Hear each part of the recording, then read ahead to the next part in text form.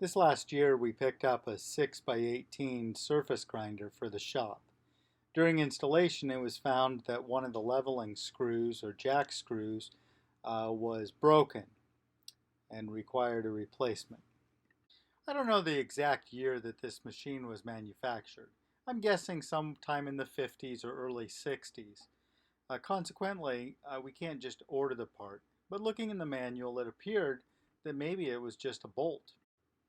The old screws were kind of a mess. They looked like all thread with a bolt plug welded into it. I don't know if it was original from the factory that way. The new design uses a ball and socket. The idea is that as you jack up the machine, that the ball will allow it to rotate in the pad and keep it level. This is the first operation on the lathe. You'll notice the thread, it's a 1-inch thread, turned out very nicely. Next it was moved over to the mill and the hex was machined into it. It was done in a single pass very quickly with a roughing mill, leaving a little bit of those roughing lines. But for the application, I'm fine with it. The pads were turned from 3-inch round bar. This is just the simulation.